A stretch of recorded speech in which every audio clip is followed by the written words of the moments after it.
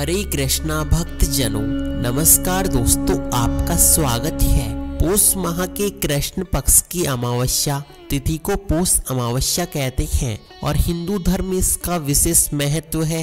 कहते हैं कि पौष अमावस्या के दिन यदि विधि विधान से पितरों का तर्पण हो जाए तो उनकी आत्मा को शांति मिलती है और वे प्रसन्न होकर अपना आशीर्वाद देते हैं। जिस पर पितरों का आशीर्वाद होता है उसके जीवन में सुख समृद्धि और खुशहाली बनी रहती है। इस साल पौष अमावस्या 11 जनवरी 2023-24 को है। इस दिन यदि पूजा पाठ के साथ इनसे जुड़ी कथा भी सुन ली जावे तो निश्चय ही मनोकामना पूर्ण होती है। साथ ही पौष अमावस्या के दिन गुरुवार होने के कारण यदि साथ ही गुरुवार का व्रत भी रख लिया जाए तो भगवान विष्णु की निश्चय ही कृपा प्राप्त होती है। तो चलिए जानते हैं कथा के बारे में। पौराणिक कथा के अनुसार एक गरीब ब्राह्मण रहता था। उसके सुंदर गुणवार संस्कारी बेटी थी, लेकिन उसका विवाह नहीं हो पा रहा था। एक दिन गरीब ब्राह्मण के घर पर कुछ साधु आए। ब्राह्मण की सेवा से प्रसन्न होकर उन्हें आशीर्वाद दिया। फिर उन साधुओं ने उस कन्या को विवाह के लिए उपाय बताते हुए कहा कि यहाँ से कुछ दूर एक परिवार रहता है। यदि यह रोज जाकर उसकी पत्नी की सेवा करे तो विवाह में आ रही अड़चन दूर होगी।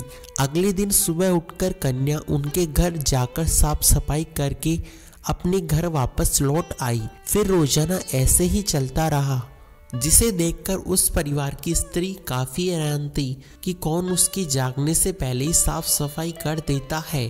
कुछ दिन बाद वह स्त्री समय से थोड़ा पहले उठ गई। उसने बाहर आके देखा कि ब्राह्मण की पुत्री सारे काम कर रही थी, जिसे देखकर स्त्री ने पूछा कि आप कौन हो। तब कन्या ने उससे साधु द्वारा बताई गई सारी बातें बताई।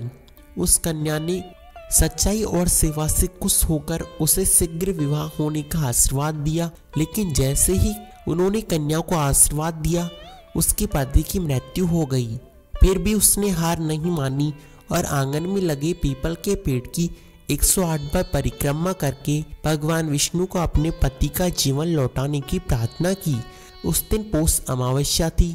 भगवान की कृपा से उसका पति पुनर्जीवित हो गया।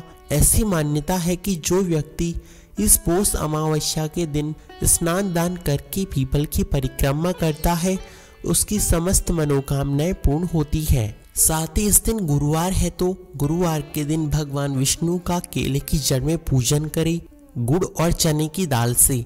ऐसा करने से भगवान विष्णु की कृपा भी सहज ही प्राप्त हो जाती है। फ्रेंड्स, हमारे द्वारा दी गई जानकारी आपको कैसी लगी कमेंट में अवश्य बताइए। साथ ही कमेंट में जय श्री नारायण लिखना बिल्कुल नहीं भूले।